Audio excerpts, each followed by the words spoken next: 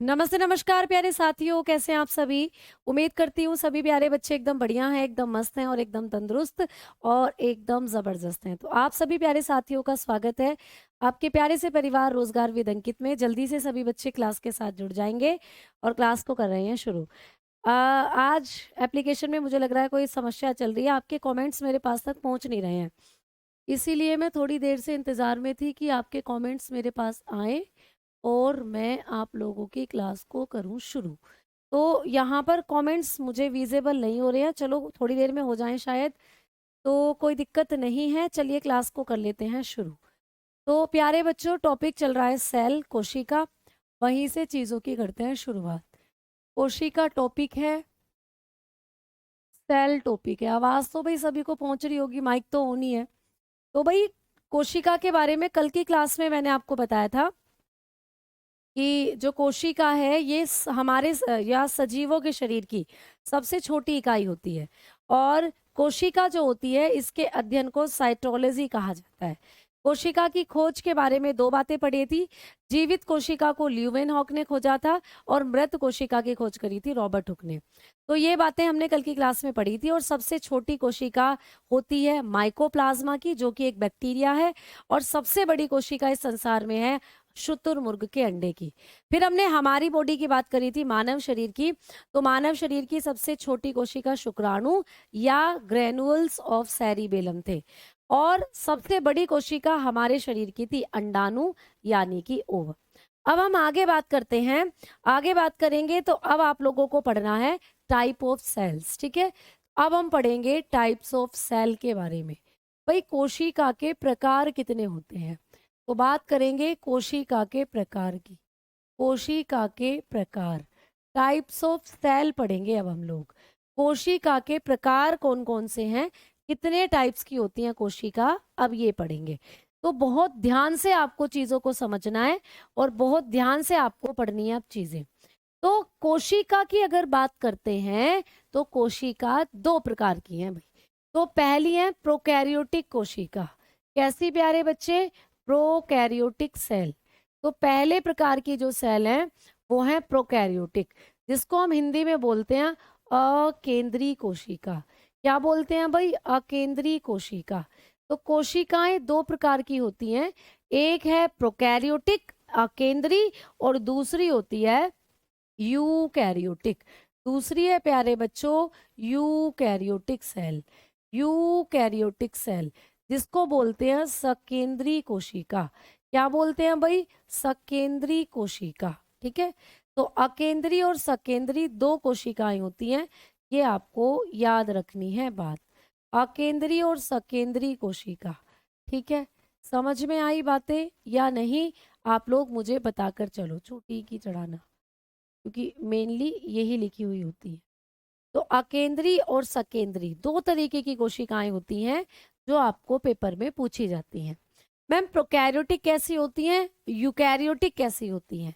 तो प्यारे बच्चों, प्रोकैरियोटिक कोशिकाएं जो होती हैं ये कम छोटी सेल हैं, यानी ये अविकसित सेल होती हैं, मतलब पूर्ण रूप से इनका विकास नहीं हुआ है।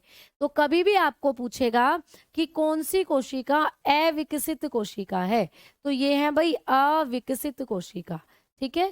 तो आपको पूछेगा कि अविकसित सेल कौन सी है, तो ये है अविकसित कोशिका।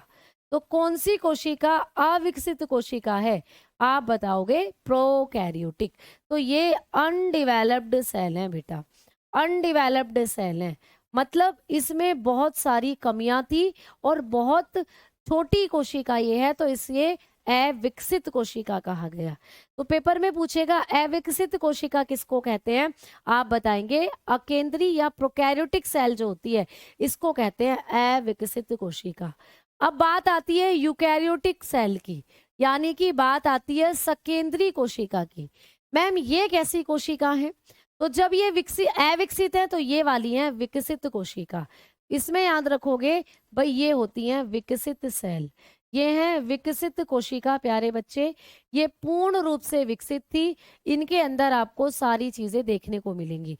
तो ये है डिवेलप्ड सेल, ये है प्यारे बच्चे डिवेलप्ड सेल।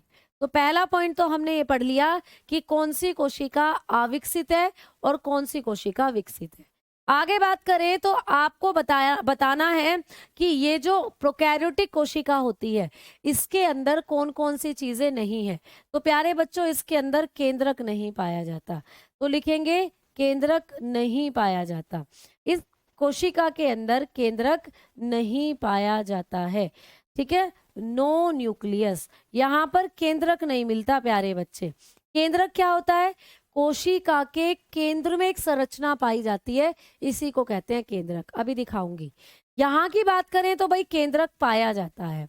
अगर यहाँ आपको पूछे तो बताएंगे केंद्रक पाया जाता है। तो कौन सी कोशिका है जिसमें केंद्रक होता है और कौन सी कोशिका है जिसमें केंद्रक नहीं होता? तो बताना है कि प्रोकैरियोटिक कोशिका में केंद्रक नहीं पाया जाता, जबकि यहाँ पर केंद्रक होता है। तो लिखेंगे हैव न्यूक्लियस, ठीक है। तो अब मैं आपको दिखाने वाली हूँ बेसिकली कोशिका का फोटो। तो ये 2 पॉइंट आपने पढ़ लिए दोनों कोशिकाओं के बारे में। तो अगर हम लोग बात करते हैं किसी एक कोशिका की, तो ये है प्यारे बच्चे कोशिका, ऐसी दिखती है कोशिका। लेकिन मैम ये कौन सी कोशिका है? ये प्रोकैरियोटिक है या यूकैरियोटिक है? तो प्यारे बच्चों ये है यूकैरियोटिक कोशिका, ये है यूकैरियोटिक सेल, मतलब ये विकसित कोशिका है, ये है विकसित कोशिका। इसमें आपको अंदर बहुत सारी अलग अलग रंग बिरंगी चीजें नजर आ रही हैं। तो इस कोशिका में बहुत सारी चीजें या सारे कोशिकांग आपको देखने को मिलते हैं, ठीक है। इस कोशिका के अंदर सारे कोशिकांग आपको देखने को मिल रहे हैं। ये जो रंग बिरंगे से दिख रहे हैं ना, इनको पढ़ेंगे अब हम सब चीजों को बारी बारी से। अगर मैं बात करती हूँ अविकसित कोशिका की, तो ये है भाई अविकसित कोशिका, ये है आप लोगों की अविकसित कोशिका, ठीक है। तो ये अविकसित कोशिका है, तो इसको आप लोग कहेंगे क्या? ये है प्यारे बच्चे अविकसित कोशिका, अनडिवेलप्ड सेल, यानी ये है प्रोकैरियोटिक सेल, ये है प्यारे बच्चे प्रोकैरियोटिक सेल, ठीक है। अब इसमें आपको बहुत कम चीजें हैं जो अंदर दिखाई दे रही हैं, बस बीच में ये दिखाई दे रहा है ना, और कुछ ज्यादा चीजें इसके अंदर आपको दिखाई नहीं दे रही कंपैरेटिव टू दिस। तो ये एक पूरी विकसित कोशिका है, इसमें सारी चीजें आपको दिख रही हैं, जबकि ये वाली एक अविकसित कोशिका है, इसमें आपको कुछ नहीं दिख रहा। तो पेपर में पूछेगा कि प्रोकैरियोटिक और यूकैरियोटिक में अंतर, तो आप बताएंगे कि प्रोकैरियोटिक अविकसित है, ये विकसित है, इनमें केंद्रक नहीं होता, इनमें केंद्रक होता है। आगे बात करते हैं, चलो आइए, और भी डिफरेंसेस हैं जो आपको पढ़ने हैं प्रोकैरियोटिक और यूकैरियोटिक के बारे में। और क्या क्या डिफरेंसेस है मैडम जो हमें प्रोकैरियोटिक और यूकैरियोटिक के बारे में पढ़ने हैं? तो प्यारे बच्चों, जो प्रोकैरियोटिक और यूकैरियोटिक सेल होती हैं, आ जाओ एक बार फिर से लिखेंगे इधर प्रोकैरियोटिक, यानी कि आप लोग हिंदी में इसको लिखेंगे फिर से अकेंद्री, और लास्ट बार लिख रही हूँ बस हिंदी में और इंग्लिश में। अब आप अपने आप इनको समझते चलना। इधर हम लिखेंगे यूकैरियोटिक, यूकैरियोटिक जिसको बोलते हैं सकेंद्री कोशिका, सकेंद्री कोशिका, ठीक है। तो प्यारे बच्चों, जब भी आपको पूछेगा कि प्रोकैरियोटिक कोशिका के अंदर राइबोसोम कैसे होते हैं, राइबोसोम कोशिका के अंदर ही पाया जाता है। जैसे कि इस कोशिका को देखो, आप इस कोशिका को देखोगे तो आपको दिख रहा है ना कि भाई इसमें राइबोसोम है, ये रे, तो ये जो गोले गोले से नजर आ रहे हैं ना, ये राइबोसोम है बेटा, ये राइबोसोम है, ठीक है। वैसे ही इस वाली कोशिका को भी आप देखोगे तो इसमें भी आपको राइबोसोम दिखेंगे। कहाँ है इसमें राइबोसोम? ये रहे। कहाँ है राइबोसोम? तो इसमें भी आपको दिख रहे हैं राइबोसोम, यहाँ पे ये जो लगे हुए हैं सब राइबोसोम है, ठीक है। तो दोनों में है राइबोसोम, लेकिन मैम कौन सी में किस तरीके के राइबोसोम है? तो यहाँ पर बताओगे केवल, यहाँ पर कैसे राइबोसोम होते हैं? केवल 70S प्रकार के राइबोसोम पाए जाते हैं, ठीक है, प्रकार के राइबोसोम पाए जाते हैं। यहाँ पर कैसे राइबोसोम होते हैं? तो 70S प्रकार के राइबोसोम पाए जाते हैं बेटा, ठीक है। 70S राइबोसोम जो है ये छोटे राइबोसोम होते हैं, क्योंकि प्रोकैरियोटिक कोशिका मैंने कहा ना बहुत छोटी कोशिका है, तो इसमें छोटे वाले राइबोसोम है। तो only 70S ribosomes are present. तो इसके अंदर केवल 70S प्रकार के राइबोसोम है, जबकि यहाँ पर बात करते हैं तो यहाँ पर 70 और SC व ATS राइबोसोम पाए जाते हैं। यहाँ दोनों राइबोसोम मिलेंगे, ठीक है, दोनों राइबोसोम पाए जाते हैं। तो कभी भी आपको पूछे कि दोनों प्रकार के राइबोसोम किस प्रकार की कोशिका में मिलेंगे, आप बताएंगे यूकैरियोटिक में। केवल 70 इस प्रकार के राइबोसोम कहाँ मिलेंगे, तो प्रोकैरियोटिक में, ठीक है। तो ये बड़ी कोशिका है, विकसित कोशिका है, तो दोनों तरीके के राइबोसोम मिलते हैं। Both ribosome are present, both ribosomes are present. तो दोनों राइबोसोम इसके अंदर मिलेंगे। कौन कौन से, 70S भी मिलेगा और 80S भी मिलेगा। तो इसके अंदर दोनों राइबोसोम मिलेंगे भाई, ठीक है, समझ में आ गई बात। जैसे कि अगर आप लोगों का आप किसी शादी में जाते हो, तो एक आदमी है, वो क्या करेगा, उसको क्या पसंद है भाई, उसको पसंद है छोले चावल, ऐसा समझ लीजिए, ठीक है। और आपको दो चीजें पसंद है, आपको छोले चावल भी पसंद है और आपको व्हाइट वाले रसगुल्ले भी पसंद है, ठीक है, जिनको हम क्या बोलते हैं, बंगाली रसगुल्ले बोलते हैं शायद, पता नहीं हिंदी में क्या, व्हाइट वाले रसगुल्लों को हम छेना रसगुल्ले के नाम से जानते हैं, वो तुम्हारी मर्जी, कुछ भी बोल दो। तो भाई आप क्या करेंगे, जिसको केवल छोले चावल पसंद है वो केवल छोले चावल खाएगा, लेकिन जिसको दोनों पसंद है, छोले चावल भी और प्यारे बच्चे व्हाइट रसगुल्ले भी, तो वो दोनों चीजों को खाएगा। तो इस कोशिका के पास 70S और 80S दोनों प्रकार के राइबोसोम है।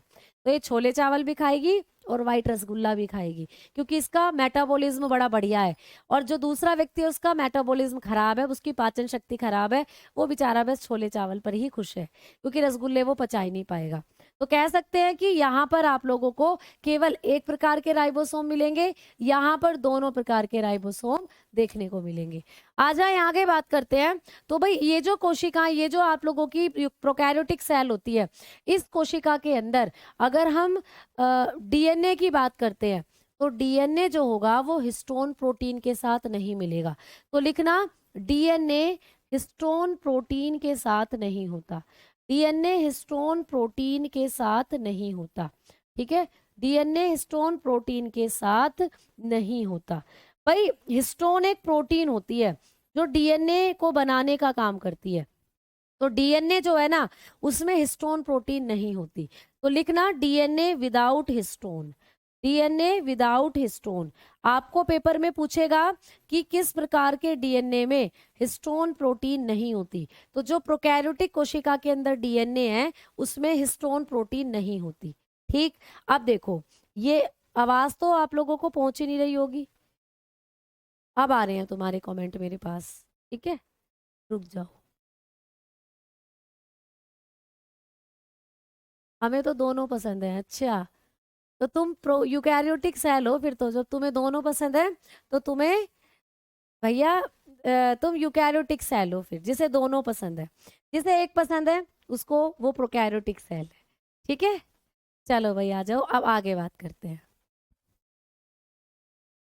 हमारा मैसेज नहीं देखते, मैसेज तो आपके अब खुले हैं भैया, ठीक भाई, आगे बढ़े, चलो। तो अब हम आगे बात करेंगे कि हम लोगों का ये जो यूकैरियोटिक और प्रोकैरियोटिक सेल है, इसमें और क्या डिफरेंस है। तो इनका जो DNA है, प्रोकैरियोटिक के अंदर जो DNA होता है उसमें हिस्टोन प्रोटीन नहीं होती।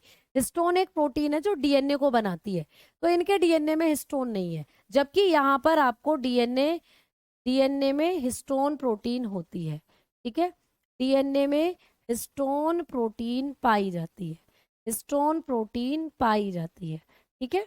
तो समझ में आ गई बात, तो लिखोगे DNA with histone protein, DNA with histone protein.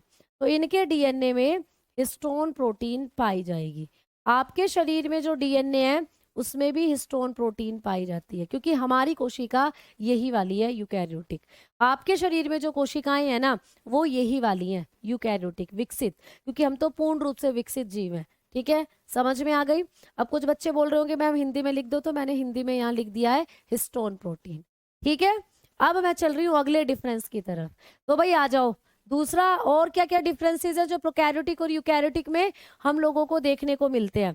तो अगर हम लोग बात करेंगे प्रोकैरियोटिक और यूकैरियोटिक के अंदर और डिफरेंसेस की, तो भाई क्या क्या हो सकते हैं। तो आओ फिर से, इधर मैं शॉर्ट में प्रोकैरियोटिक लिख रही हूँ, इधर मैं फिर से यूकैरियोटिक लिख रही हूँ। आइए बात करते हैं प्रोकैरियोटिक की। तो प्यारे बच्चे, दोहरी झिल्ली कोशिकांग नहीं होते। दोहरी झिल्ली कोशिकांग वो क्या होते हैं मैडम जी? पहले लिखो फिर समझाती हूँ। दोहरी झिल्ली कोशिकांग नहीं होते। मैंने क्या कहा था आपको कि प्रोकैरियोटिक कोशिका अविकसित है। इसका मतलब इनमें बहुत सी चीजें नहीं होती। अभी तक हमने क्या पढ़ा? केंद्रक भी नहीं है, हिस्टोन प्रोटीन भी नहीं है, राइबोसोम भी बस एक ही प्रकार के हैं, और भैया दोहरी झिल्ली के कोशिकांग भी नहीं है। तो कुछ भी नहीं है इनमें। वही वाली बात है, जब तुम किसी शादी में जाते हो तो बोलते हो शादी में मजा नहीं आया, शादी में तो ना टिक्की थी, ना डोसा था, ना इडली थी, ना सांभर, कुछ नहीं था, मजा नहीं आया।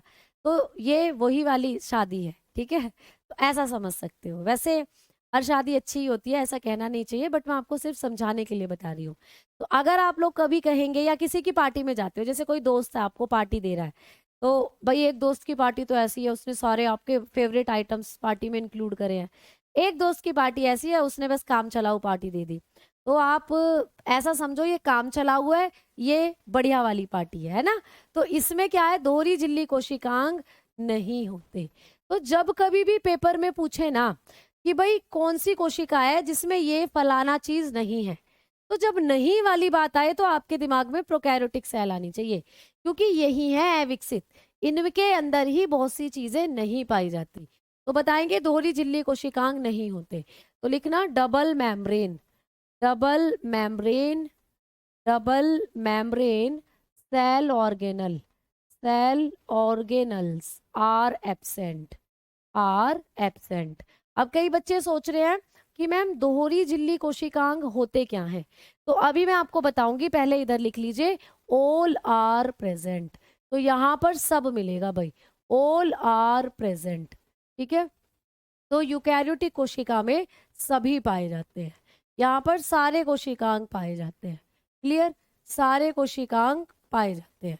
अब आ जाओ वापस से कोशिका की तरफ। ये है प्रोकैरियोटिक कोशिका, अविकसित कोशिका है ये, ठीक है? ये है अविकसित कोशिका। मैम लाइव नहीं हो रही है, बेटा लाइव है क्लास, तो कोई दिक्कत नहीं है। मुझे आपके कमेंट आ रहे हैं, गर्मी बहुत ज्यादा है बेटा, बिल्कुल। तो अब आप लोग देखेंगे कि इस कोशिका के अंदर आपको बहुत सी चीजें हैं जो नजर नहीं आ रही है। जैसे मैं कहूं, यहाँ आपको कहीं माइटोकॉन्ड्रिया दिख रहा है? जल्दी से देखो, कहीं भी माइटोकॉन्ड्रिया दिख रहा है? आप कहोगे मैम कहीं नजर नहीं आ रहा माइटोकॉन्ड्रिया। अगर मैं आपको ये वाली कोशिका दिखाऊं तो मैं कहूं जल्दी से इसमें माइटोकॉन्ड्रिया ढूंढो, तो ढूंढो ढूंढो ढूंढो, मैडम मिल गया, ये रहा। तो हमें तो इसमें माइटोकॉन्ड्रिया दिख रहा है। तो प्यारे बच्चे ये है माइटोकॉन्ड्रिया, इसके चारों तरफ दो झिल्ली है, ये दो झिल्ली में बंद रहता है। तो ऐसे कोशिकांग कोशिका के अंदर, ये कोशिका के अंदर जितनी भी रंग बिरंगी चीज दिख रही है ना, ये सब कोशिकांग है बेटा। इन सबको कहते हैं सेल ऑर्गेनल। तो इनमें से कुछ कोशिकांग ऐसे हैं जो एक ही झिल्ली के अंदर बंद है, कुछ ऐसे हैं तो जो दो झिल्ली के अंदर बंद है। तो दो झिल्ली वाले कोशिकांग हमारी जो प्रोकैरियोटिक कोशिका है उसमें नहीं है, जैसे कि माइटोकॉन्ड्रिया। अगर हम बात करते हैं प्रोकैरियोटिक सेल की, इसमें माइटोकॉन्ड्रिया भी नहीं है। अगर हमने बात करी केंद्रक की, तो भाई केंद्रक तो हम पहले ही पढ़ चुके हैं, वहां पर वो भी नहीं है। अगर हमने बात करी गोल्गी एपरेटस की, तो प्यारे बच्चे वहां पर वो भी नहीं है। अगर हमने बात करी लाइसोसोम की, तो वहां पर वो भी नहीं है। अगर हमने बात करी एंडोप्लाज्मिक रेटिकुलम की, तो वहां पर तो वो भी नहीं है बेटा, ठीक है? तो कहने की बात ये है कि इस कोशिका में तो देखो सब दिख रहा है, जहां जहां मैंने क्रॉस लगाए हैं ये सारी संरचनाएं इसके पास तो है। ये है यूकैरियोटिक सेल। लेकिन अगर इसको देखोगे, इसमें ऐसी कोई संरचना आपको नजर नहीं आ रही, ना कहीं माइटोकॉन्ड्रिया नजर आ रहा है, ना कहीं आप लोगों को इसके अंदर क्या नजर आ रहा है, गोल्गी बॉडी, ना कहीं इसमें आपको लाइसोसोम नजर आ रहे हैं। तो एकदम सिंपल सी साधारण सी कोशिका है ये। तो इसीलिए आपने लिखा कि यहाँ पर दोहरी झिल्ली कोशिकांग नहीं होते, यहाँ पर होते हैं। अब पेपर में पूछ ले कि कौन कौन से कोशिकांग दोहरी झिल्ली वाले हैं, तो मैं यहाँ लिख रही हूँ ब्रैकेट में। तो प्यारे बच्चे, इसमें सूत्री कणिका भी नहीं होता, सूत्री कणिका जिसको हम बोलते हैं माइटोकॉन्ड्रिया। तो कभी भी पूछे कि माइटोकॉन्ड्रिया किस प्रकार की कोशिका में पाया जाता है, तो बताना यूकैरियोटिक में, यहाँ पर ये नहीं होता। दूसरे नंबर पर बात करते हैं तो बेटा यहाँ पर आप लोग बताओगे ER भी नहीं होता। ER को बोलते हैं अंतः द्रव्य जालिका, अंतः द्रव्य जालिका, ये भी नहीं होती प्यारे बच्चे इसके अंदर। ठीक है, और बात करते हैं तो गोल्गी बॉडी भी नहीं होती है इसके अंदर। क्या नहीं होगा? गोल्गी बॉडी, गोल्गी बॉडी भी नहीं होगी इसके अंदर, गोल्गी बॉडी, गोल्गी काय, ठीक है, ये भी नहीं होता इसके अंदर, गोल्गी काय ये भी नहीं होता। तो ये कोशिकांग है कुछ जो दोहरी झिल्ली के बने होते हैं। और केंद्रक के बारे में तो हम पहले ही बात कर चुके हैं, तो भैया केंद्रक भी इसके अंदर नहीं होता। तो ये कोई भी संरचना आपको देखने को नहीं मिलती है कौन सी कोशिका में? प्रोकैरियोटिक में। जबकि यहाँ पर ये सारी चीजें आपको मिलेंगी। ठीक है, समझ में आ गई बात? अब चले, ठीक है भाई, क्लियर हो गई ना बातें? अब हम आगे बढ़े। चलो तो भाई अब आगे बढ़ेंगे तो आगे पहुंचेंगे अगले चीजों के बारे में। अब हम करेंगे बात, अगली चीजों के बारे में बात करेंगे। तो भाई आ जाओ, नेक्स्ट पॉइंट क्या क्या है प्रोकैरियोटिक और यूकैरियोटिक के बारे में। तो प्रोकैरियोटिक और यूकैरियोटिक के बारे में जब हम नेक्स्ट पॉइंट की बात करेंगे तो आ जाओ, फिर से इधर लिखेंगे प्रोकैरियोटिक, फिर से इधर लिखेंगे यूकैरियोटिक। ठीक है, इधर जो प्रोकैरियोटिक होता है इसमें आप लोग बताएंगे उदाहरण। आपको पूछेगा कि प्रोकैरियोटिक कोशिका किसमें पाई जाती है, एग्जाम्पल बताओ। तो भाई ये पाई जाती है जीवाणु के अंदर, ये पाई जाती है बैक्टीरिया में। मैंने कहा था ना कि बहुत छोटी सी कोशिका है ये, तो जीवाणु तो बहुत छोटा होता है, तो ये बैक्टीरिया में पाई जाती है। ठीक है, बैक्टीरिया हो गया पहले नंबर पर, और दूसरे नंबर पर हो गया नीली हरी शैवाल। ये पाई जाती है नीली हरी शैवाल के अंदर, नीली हरी शैवाल जिसको हम साइनोबैक्टीरिया भी बोलते हैं, साइनोबैक्टीरिया। तो एक ट्रिक बताती हूँ, जिसके भी नाम के पीछे आपको बैक्टीरिया लिखा मिले या कहीं भी बैक्टीरिया लिखा मिले, उसमें पूछे कौन सी कोशिका है, तो बताकर आना प्रोकैरियोटिक कोशिका। ठीक है, बताकर आना प्रोकैरियोटिक कोशिका। समझ में आ गई? कलर चेंज कर लिया मैंने। ठीक है, मैं क्वेश्चन किस तरह आती है बेटा? क्वेश्चन ऐसे आएगा कि ऐसे आएगा कि प्रोकैरियोटिक कोशिका के अंदर कौन सा कोशिकांग नहीं पाया जाता, ऐसे करके ऑप्शन दे देगा आपको केंद्रक, ऑप्शन दे देगा माइटोकॉन्ड्रिया, ऑप्शन दे देगा आपको गोल्गी बॉडी, चौथा ऑप्शन दे देगा ये सभी, ऐसे करके। तो आपको बताना है ये सभी, यानी इनमें से कोई सी भी संरचना प्रोकैरियोटिक में नहीं होती, ऐसे करके। या ऐसे दे देगा कि किस प्रकार की कोशिका में केंद्रक नहीं होता, प्रोकैरियोटिक यूकैरियोटिक दोनों में या जंतु कोशिका में, ऐसे करके। तो आपको बताना है प्रोकैरियोटिक कोशिका में केंद्रक नहीं होता। ऐसे प्रश्न आएंगे बेटा, क्लियर? चलो भाई आ जाओ, आगे बात करते हैं, आगे बढ़ेंगे अब हम। तो अब मैंने आपको बताया उदाहरण, आपको पूछेगा कि एक जीवाणु की कोशिका किस प्रकार की कोशिका है, ऐसे प्रश्न आएगा। तो आप बताएंगे कि एक जीवाणु की कोशिका प्रोकैरियोटिक कोशिका है, ऐसे प्रश्न आएगा। ठीक है, क्लियर? आगे बात करते हैं, इसके उदाहरण की बात करेंगे हम लोग, इसके उदाहरण की बात करेंगे, इसके एग्जाम्पल की बात करेंगे। एक बार लिख लो, फिर वापस से रिकॉल कर दूंगी, फिर समझ में आ जाएगा। इसके उदाहरण लिखो। तो ये किस में पाई जाती है? तो ये एक कोशिकीय और बहुकोशिकीय दोनों जीवों में पाई जाती है। ये एक कोशिकीय प्यारे बच्चे और बहुकोशिकीय दोनों जीवों में पाई जाती है। एक कोशिकीय और बहुकोशिकीय, ठीक है, दोनों में पाई जाती है। अब आपको कभी भी पूछे कि कौन से एक कोशिकीय जीव हैं जिनमें प्रोकैरियोटिक कोशिका पाई जाती है, तो आप बताएंगे प्रेजेंट इन बोथ, बताएंगे प्रेजेंट इन बोथ, ये दोनों में पाई जाती है। किस किस में? तो एक कोशिकीय को बोलते हैं, यहां लिख देती हूं, सिंगल सेल्यूलर। एक कोशिकीय को बोलते हैं सिंगल सेल्यूलर, मतलब जिसमें एक ही कोशिका है। बैक्टीरिया भी एक कोशिका का ही बना है बेटा, ये भी एक कोशिका के ही बने हैं। लेकिन स्पेशली मैंने ट्रिक बताई ना, कभी भी जीवाणु का नाम लेकर पूछे या कोई भी ऐसा शब्द लिखा हुआ हो जिसके नाम के पीछे बैक्टीरिया आ रहा हो, जैसे साइनोबैक्टीरिया, तो बैक्टीरिया आ रहा है ना पीछे, तो समझ जाना इसमें कौन सी कोशिका होगी, प्रोकैरियोटिक। अब सीधा सीधा बैक्टीरिया लिख कर दे दे तो तब भी बताना प्रोकैरियोटिक, ठीक है। लेकिन यूकैरियोटिक की बात करें तो यूकैरियोटिक दोनों में है, एक कोशिकीय में भी, बहु कोशिकीय में भी, single cellular and multi cellular, ये दोनों में है। अब मैम दोनों के एग्जाम्पल अलग अलग बताओ हमें, ठीक है। तो देखो कभी भी पूछे कि कौन कौन से एक कोशिकीय जीव है, कौन कौन से सिंगल सेल्यूलर ऑर्गेनिज्म है जिनके अंदर यूकैरियोटिक सेल पाई जाती है, तो जब आप बात करोगे सिंगल सेल्यूलर के बारे में तो आपको बताना है अमीबा, आपको बताना है अमीबा। पेपर में आता है कि अमीबा कैसा जीव है, तो बेटा अमीबा एक कोशिकीय जीव है। मैम एक कोशिकीय जीव कैसे होते हैं, बेटा ऐसे जीव जो आपको सामान्य आंखों से ना दिखाई दे। अगर आपको अमीबा देखना है तो माइक्रोस्कोप लाना पड़ेगा उठाकर, तो आपको क्या लाना पड़ेगा उठाकर, माइक्रोस्कोप, सूक्ष्मदर्शी लाना पड़ेगा। सूक्ष्मदर्शी में ही आपको दिखाई देगा, इतना छोटा है। अब भाई मेरे हाथों पर बहुत सारे बैक्टीरिया लगे हुए हैं, क्या आपको दिखाई दे रहे हैं, नहीं। क्यों नहीं, क्योंकि बहुत छोटे हैं, एक ही कोशिका से बने हैं। अब दिखेंगे कैसे, माइक्रोस्कोप में दिखेंगे, सूक्ष्मदर्शी में।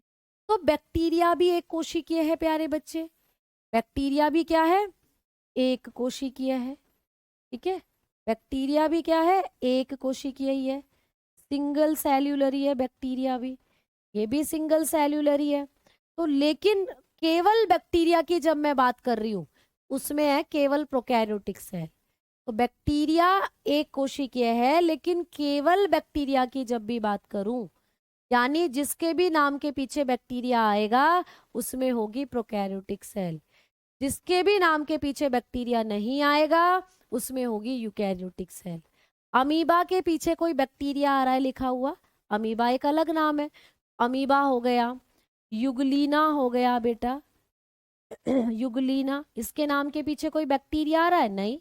पैरामीशियम हो गया, पैरामीशियम, इसके नाम के पीछे कोई बैक्टीरिया लिखा रहा है, नहीं।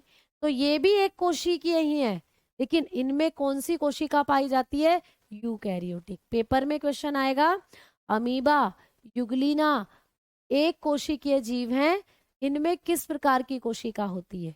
तो बच्चे क्या करते हैं कि एक कोशिकीय है देखकर खुश हो जाते हैं और लगाकर आ जाते हैं प्रोकैरियोटिक पर टिक। भैया नाम तो देख लो किसका दे रहा है, अमीबा पूछ रहा है, युगलीना पूछ रहा है तो ये भी एक कोशिकीय है, लेकिन इनके अंदर कोशिका कौन सी होगी, तो आपको यूकैरियोटिक लगाकर आना है, प्रोकैरियोटिक नहीं। ये पेपर में पूछा जाता है आप लोगों को कि अमीबा हुआ, युगलीना हुआ, पैरामीशियम हुआ, इनके अंदर किस प्रकार की कोशिकाएं पाई जाती हैं, तो आप बताएंगे इनके अंदर पाई जाती हैं यूकैरियोटिक कोशिका। तो ये एक कोशिकीय के एग्जाम्पल हो गए। अच्छा मैम बहुकोशिकीय के एग्जाम्पल्स की बात करूं, अगर हम बहुकोशिकीय के एग्जाम्पल की बात करते हैं तो उसमें क्या क्या होगा मैडम जी, अरे भैया एक्स्ट्रा क्यों भाग रहा है,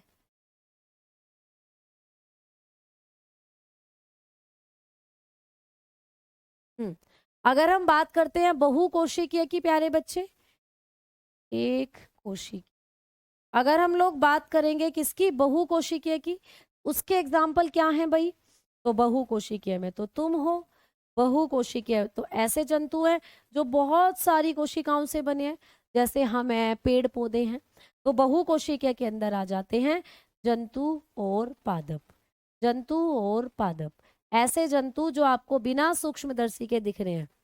कुत्ता बिल्ली, चींटी देखते हो, चींटी, चींटी को देखने के लिए सूक्ष्मदर्शी लाना पड़ता है क्या, चींटी तो तुम्हें नॉर्मल दिख जाती है, तो चींटी में भी यही वाली कोशिका है यूकैरियोटिक, चींटी जंतु में आती है, और पादप, पादप प्लांट्स जो भी आपको दिख रहे हैं उसमें भी यही वाली है, ठीक है।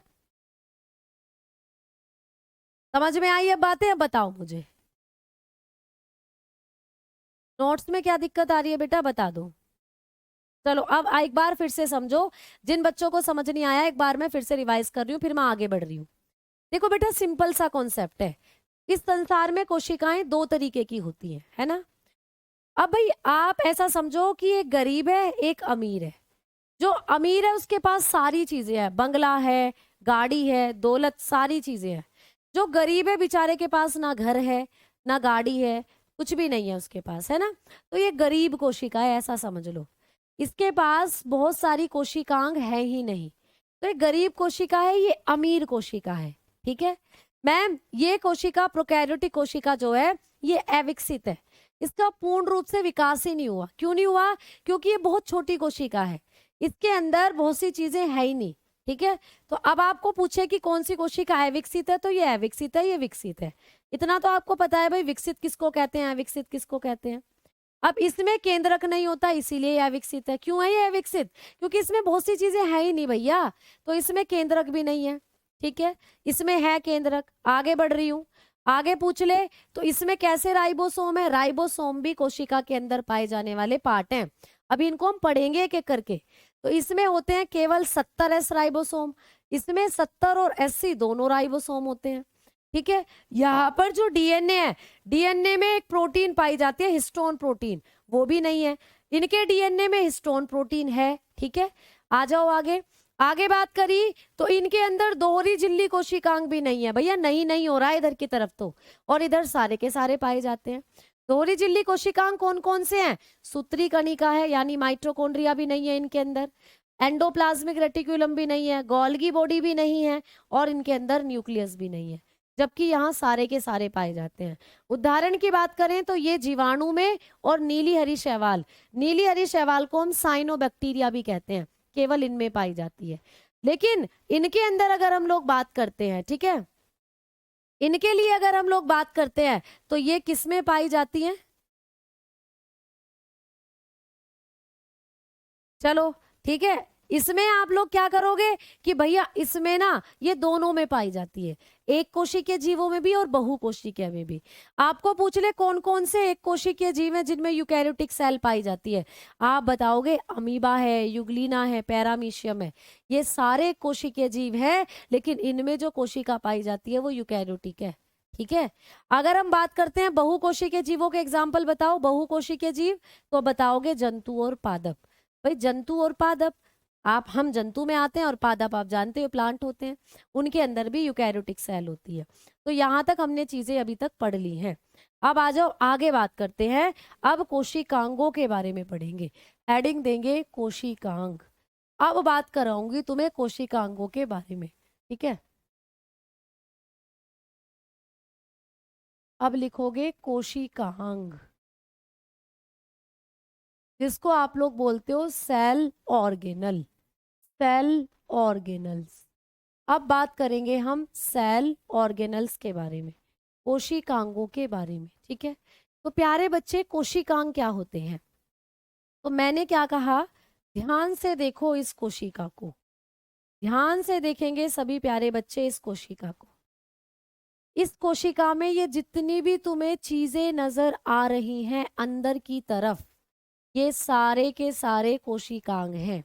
ठीक है, इस कोशिका को भी ध्यान से देखो, इस कोशिका को भी बड़े ध्यान से देखो, इसमें भी तुम्हें अंदर की तरफ तरह तरह की चीजें नजर आ रही है ना। ये क्या है? कोशिकांग। तो जब हम अपने चेहरे को शीशे में देखते हैं, है ना, चेहरा है या चांद खिला, जुल्फ घनेरी शाम है क्या, तो भैया जब तुम अपने चेहरे को शीशे में देखते हो तो दो आंखें नजर आती हैं, एक नाक नजर आती है, दो होंठ, 32 दांत नजर आते हैं, मुंह फाड़ कर भी देखोगे तो, है ना, दो कान नजर आते हैं, और ये जुल्फे नजर आती हैं। जब आप अपने चेहरे को शीशे में देखोगे ये सारी चीजें नजर आती है ना। वैसे ही जब एक कोशिका को माइक्रोस्कोप में रखोगे, कोशिका को शीशे में तो दिखेगी नहीं कोशिका, कोशिका आपके शरीर में बहुत सारी कोशिका है, क्या एक भी दिख रही है इस वक्त? मुझे बता दो, नहीं दिख रही ना। क्यों नहीं दिख रही? बहुत छोटी है। कैसे दिखेगी? सूक्ष्मदर्शी लेके आओ फिर दिखा दूंगी, माइक्रोस्कोप से दिखेगी। तो आप लेकर आए माइक्रोस्कोप, आपने मेरी यहाँ से खाल उखाड़ी, उसमें कोशिका है, उसको रख दिया माइक्रोस्कोप में, तो जब उसमें झांक कर देखोगे ना तो देखो ये है हमारी वाली कोशिका, ये है हमारी कोशिका, जंतु एनिमल सेल, ये है जंतु कोशिका। ऐसी दिखेगी मेरी वो कोशिका तुम्हें, उसमें अलग अलग, उसके अंदर अलग अलग चीजें तुम्हें दिखाई देंगी। उसके अंदर क्या दिखाई देगा? अलग अलग चीजें दिखाई देंगी। ठीक है, तो ये भी ये ही सब होते हैं कोशिकांग। तो आइए एक एक करके एक एक कोशिकांग को पढ़ते हैं। तो भाई सबसे पहले जो शुरुआत करेंगे वो करेंगे सेल मेम्ब्रेन के साथ। किसके साथ? सेल मेम्ब्रेन के साथ। तो आ जाओ, सबसे पहला कोशिकांग है सेल मेम्ब्रेन। चलिए भाई लिखिए, सबसे पहला कोशिकांग है कोशिका भित्ति। सबसे पहला कोशिकांग है कोशिका भित्ति। कोशिका भित्ति क्या होती है? ठीक है, सेल वॉल बोलते हैं इसको, सेल वॉल, कोशिका भित्ति। तो प्यारे बच्चे, कोशिका भित्ति सबसे पहला कोशिकांग, इसके बारे में क्या लिखेंगे? क्या ये मैम सभी में पाई जाती है? तो आप लिखेंगे केवल पादप कोशिका, केवल पादप, कवक व जीवाणु कोशिका में पाई जाती है। जीवाणु कोशिका में पाई जाती है। ठीक है, तो प्यारे बच्चे ये किस किस में पाई जाती है? ये पाई जाती है पादपों की कोशिका के अंदर, कवक की कोशिका के अंदर और जीवाणु की कोशिका के अंदर। ठीक है, तो लिख लीजिएगा, it is present, it is present, it is present only, it is present only in plant, fungus and bacteria cell, bacterial cell. तो ये कहाँ कहाँ देखने को मिलती है आप लोगों को? ये पादपों में है, कवक में है और प्यारे बच्चे जीवाणु में है। पादप में है, कवक में है और जीवाणु में है। हमारे अंदर नहीं है, कहीं भी जंतु नहीं लिखा मैंने, तो ये जंतुओं में नहीं पाई जाती बेटा, याद रखना, यह जंतु कोशिका में नहीं पाई जाती। तो पूछा जाएगा कौन सा कोशिकांग है जो जंतु कोशिका में नहीं पाया जाता, तो आप बताना ये है कोशिका भित्ति। ये हमारी कोशिका में नहीं है, जंतु कोशिका में नहीं पाई जाती। ठीक है, समझ में आ गई बात? जंतु कोशिका में नहीं पाई जाती है। तो लिखना not present, not present in animal cell. Animal cell में ये नहीं होती है, जंतु कोशिका में नहीं होती है। आ जाओ देखो जंतु कोशिका को, ये तो ये क्या है? ये सेल मेम्ब्रेन है। हम पढ़ रहे हैं सेल वॉल, सेल वॉल से शुरू करा है मैंने। तो यहाँ पर कहीं भी आपको सेल मेम्ब्रेन तो दिख रही है, लेकिन सेल वॉल कहीं नहीं दिख रही होगी। कहीं भी दिखा दो सेल वॉल लिखा दिख रहा है कहीं भी? बिल्कुल भी नहीं दिखेगा, क्योंकि ये जंतु कोशिका है और जंतु कोशिका के अंदर कहीं भी सेल वॉल होती ही नहीं है। लेकिन इसको देखो जरा, इस कोशिका को देखो, ये रही पादप की कोशिका, ये है प्यारे बच्चे पादप कोशिका, ये है पादप कोशिका, प्लांट सेल है। इसमें आपको दिख रही है सेल वॉल, देखो ये रही सेल वॉल। तो ये जो आपको मैं पेन चलाकर ले जा रही हूँ ना, ये ब्लैक ब्लैक पेन चला रही हूँ, ये है इसकी सेल वॉल। तो सेल वॉल किस किस में मिलती है? पादप के अंदर मिलती है, जीवाणु के अंदर मिलती है। आ जाओ जीवाणु की कोशिका भी देखो, ये दिखाई थी ना जीवाणु की कोशिका, तो देखो ये रही इसके अंदर सेल वॉल, ये रही इसकी सेल वॉल। तो जहां पर भी ये नीला नीला सा आपको दिखाई दे रहा है, ये बेसिकली इसकी क्या है? सेल वॉल है प्यारे बच्चे। तो पादप कोशिका, जंतु कोशिका, ये जंतु कोशिका में नहीं होती है, पादप कोशिका में होती है, कवक के अंदर होती है और पादपों के अंदर होती है। तो ये कहाँ कहाँ होती है? ये बहुत पूछा जाता है आपको पेपर में। तो कोशिका भित्ति सेल वॉल की बात करेंगे, पादप, कवक और जीवाणु में होती है। अब प्रश्न आता है कि मैम किसमें किस पदार्थ की बनी हुई होती है? तो आप लोग अब अगला बताकर चलेंगे कि जब पादप की बात की जाए, पादप में ये किस पदार्थ की बनी होती है? प्लांट की बात करें तो पादपों में सेल्यूलोज की बनी होती है। पेपर में बहुत बार क्वेश्चन आया है, किसकी बनी होती है? सेल्यूलोज की बनी होती है। पादपों की कोशिका भित्ति किस पदार्थ की बनी होती है? आप बताएंगे सेल्यूलोज की बनी होती है, सेल्यूलोज की बनी हुई होती है। सेल्यूलोज मैंने पढ़ाया था और ये पॉइंट मैंने आपको लिखवाया भी था कार्बोहाइड्रेट वाले चैप्टर में, बताया था ना, कार्बोहाइड्रेट पढ़ाए थे कल ही। भैया कवक में किसकी बनी होती है? और ये पॉइंट भी लिखवाया था, कवक, मशरूम वगैरह जो हम खाते हैं वो कवक होते हैं। तो कवक में ये काइटिन की बनी होती है, लिखवाया था कल की क्लास में बिल्कुल, कि कवक की कोशिका भित्ति काइटिन की बनी होती है। तो कवक में ये काइटिन की बनी होती है। तो कवक की कोशिका भित्ति किस चीज की बनी होती है? आप बताएंगे काइटिन की बनी होती है। किसकी बनी होती है प्यारे बच्चे? काइटिन की बनी हुई होती है। कल की क्लास में लिखवाया था ये पॉइंट भी। अब बात आती है बैक्टीरिया की कि भाई जीवाणु में किस पदार्थ की बनी हुई होती है। तो जब हम जीवाणु कोशिका की बात करते हैं तो जीवाणु की कोशिका में बैक्टीरिया की कोशिका के अंदर जो ये होती है भित्ति, जो सेल वॉल होती है, ये बनी होती है पेप्टाइडोग्लाइकोन की, पेप्टाइडोग्लाइकोन की, ठीक है, पेप्टाइडोग्लाइकोन की बनी हुई होती है, पेप्टाइडोग्लाइकोन की बनी हुई होती है, ग्लाइकोन, ठीक है। तो ये बनी होती है पेप्टाइडोग्लाइकोन की, पेप्टाइडोग्लाइकोन। समझ में आई अब बात या नहीं, जल्दी से बताओ। ये पॉइंट आपको समझ में आया प्यारे बच्चे? जल्दी से बताकर चलेंगे, फिर मैं आगे के कॉन्सेप्ट की तरफ बढ़ रही हूँ। हाँ भाई बताओ जल्दी से, बोलो। इतनी बात आपको समझ में आ गई? ठीक है। हाँ बेटा, गर्मी तो बहुत है ही। अब गर्मी है तो इस वीक में मुझे आपका सिलेबस कंप्लीट करना है और फिजिक्स स्टार्ट करनी है, ठीक है। तो थोड़ा सा आपको चलना पड़ेगा तेज। चलो आओ बात करते हैं। एसी चल रहा है लेकिन अब थोड़ी सी इलेक्ट्रिसिटी की दिक्कत हो रही है। आओ आगे बात करते हैं। चलिए, तो अब हम लोग बात करेंगे कि मैम जो कोशिका भित्ति है इसके बारे में इतने पॉइंट्स हम लोगों को याद करने हैं। इसका एक और काम आपको पूछा जा सकता है कि कोशिका भित्ति का कार्य क्या होता है। अगर हम बात करते हैं कोशिका भित्ति के कार्य की, कोशिका भित्ति जो होती है इसका कार्य क्या होता है, ये क्या काम करती है पौधों के अंदर, कवक के अंदर और प्यारे बच्चे बैक्टीरिया के अंदर। सेल वॉल का अगर आपको कार्य पूछ ले, फंक्शन पूछ ले, इसका फंक्शन क्या है, आप बताओगे कोशिका को सुरक्षा देती है, ठीक है। इसका काम होता है कोशिका को सुरक्षा देना, कोशिका को सुरक्षा देना, सुरक्षा देती है बेटा, ठीक है। तो आपके घरों के चारों तरफ जैसे दीवार, जिस घर में आप रहते हो उस घर में चारों तरफ दीवार है, वो दीवार क्या कर रही है, सुरक्षा दे रही है आपको आंधी से, तूफान से, चोरों से, जंगली जानवरों से। वैसे ही एक कोशिका के चारों तरफ ये होती है कोशिका भित्ति। भीत मतलब दीवार। तो ये कोशिका भित्ति क्या करती है, कोशिका को प्रोटेक्शन देने का काम करती है, ठीक है। तो ये किस लिए है, प्रोटेक्शन देती है, कोशिका को सुरक्षा देती है। आ जाओ दूसरे कोशिकांग की तरफ चलेंगे, ये है सेल मेम्ब्रेन। अब बात करेंगे हम लोग सेल मेम्ब्रेन की।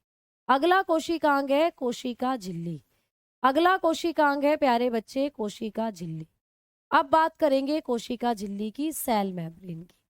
सेल मेम्ब्रेन जिसको आप कई नामों से जानते हो, इसको ही आप लोग क्या बोलते हो, प्लाज्मा मेम्ब्रेन भी बोलते हो, प्लाज्मा मेम्ब्रेन। तो पेपर में आपको ये प्लाज्मा मेम्ब्रेन के नाम से भी आ सकती है। इसको हम प्लाज्मा झिल्ली भी बोलते हैं बेटा, प्लाज्मा झिल्ली। इसके कई नाम है, इसी को हम प्लाज्मा झिल्ली भी बोलते हैं, इसी को हम सेल मेम्ब्रेन भी बोलते हैं। अब मैम ये किस में पाई जाती है, तो ये सभी प्रकार की कोशिकाओं में होती है। तो लिखेंगे सभी कोशिकाओं में, ये सभी कोशिकाओं में पाई जाती है, ये सभी कोशिकाओं में पाई जाएगी, चाहे हमारी कोशिका हो, पादप की कोशिका हो, जीवाणु की कोशिका हो या कवक की कोशिका हो, ये सभी में होती है, सभी कोशिकाओं में उपस्थित, ये सभी कोशिकाओं में पाई जाएगी बेटा, ठीक है। तो ये किस में होती है, present in all cell, present in all cell, ये सभी सेल में होती है, जंतु हो, पादप हो, कवक हो, सभी में होती है। अब मैम ये किसकी बनी हुई होती है, तो आप बताओगे ये पेप्टाइडो लिपो, ये बनी हुई होती है फॉस्फोलिपोप्रोटीन की। किसकी बनी होती है, तो लिखेंगे यह है फॉस्फोलिपोप्रोटीन की बनी होती है, फॉस्फोलिपोप्रोटीन की बनी होती है। तो ये किस पदार्थ की बनी होती है भाई, सभी में फॉस्फोलिपोप्रोटीन की बनी होती है, ठीक है। ये फॉस्फोलिपोप्रोटीन की बनी होती है। चलो तो लिख लीजिएगा, it is made up of, it is made up of, made up of phospholipoprotein, phospholipoprotein. तो ये किसकी बनी होती है, फॉस्फोलिपोप्रोटीन की बनी होती है, ठीक है। समझ में आई बात। जैसे अभी अभी हमने पढ़ा था कि कोशिका भित्ति जो है ये किसकी बनी है, पादपों में तो सेल्यूलोज की बनी है, कवक में काइटिन की बनी है, जीवाणु में पेप्टाइडोग्लाइकोन की बनी है।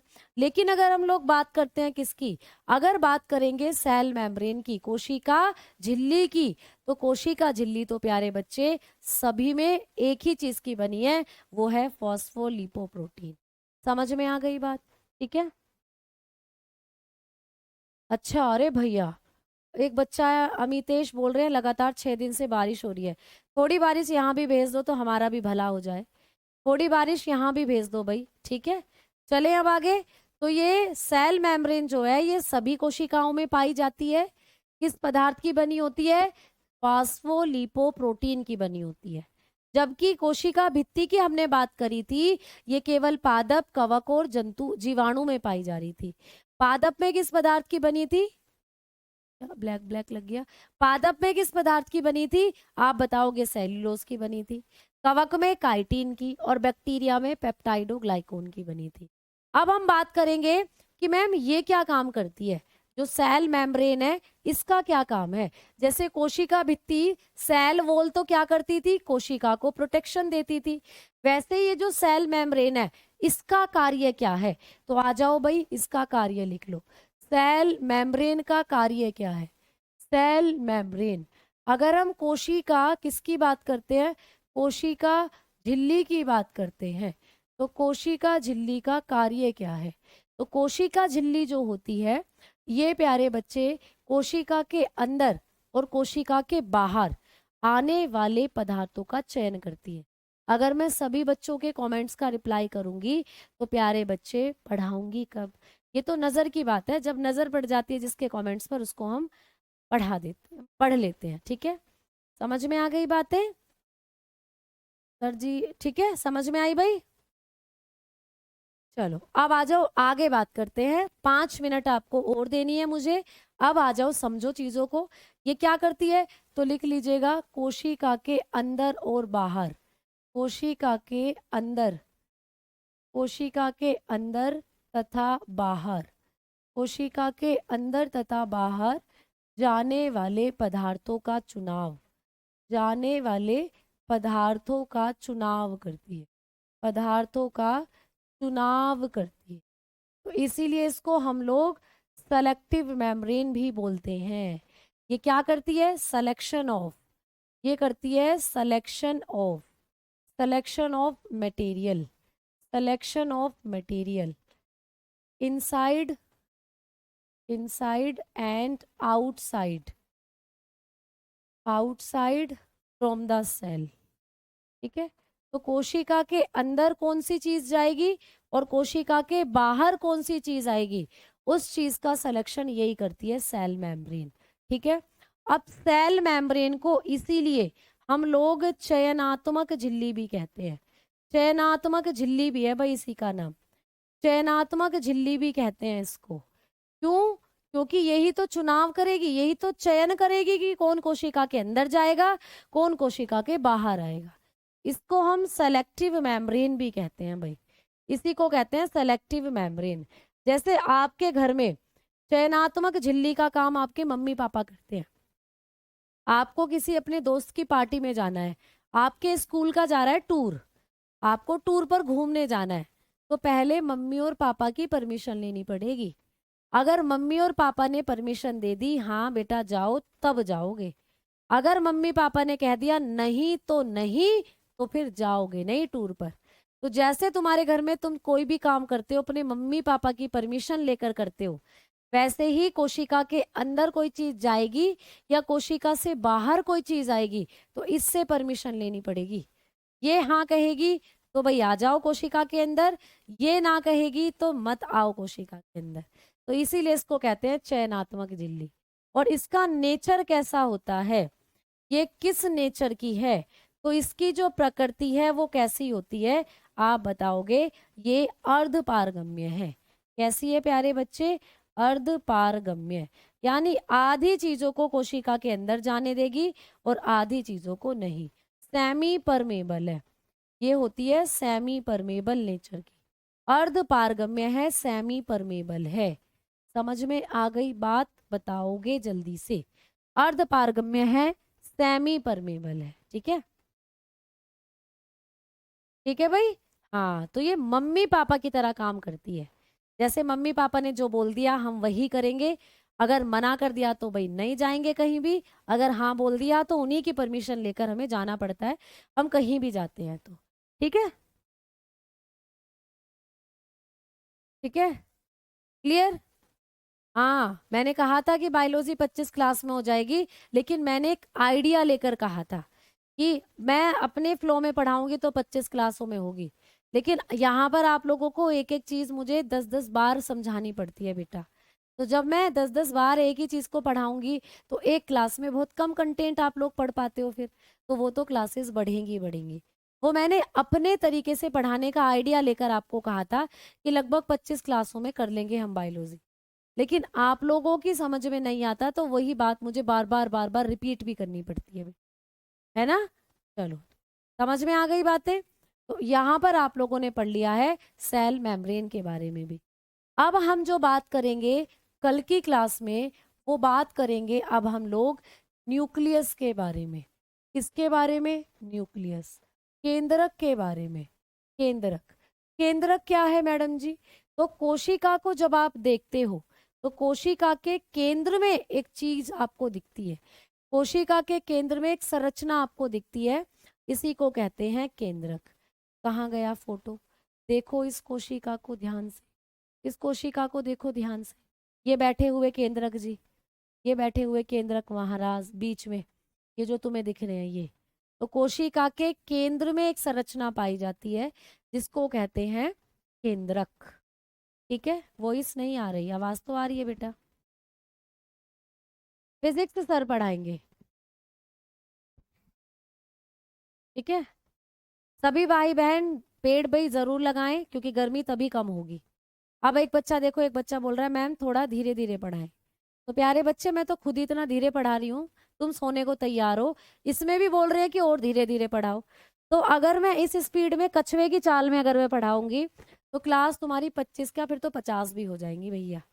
फिर कोई लिमिट नहीं है। ठीक है, तो तुम बात समझ रहे हो ना भाई।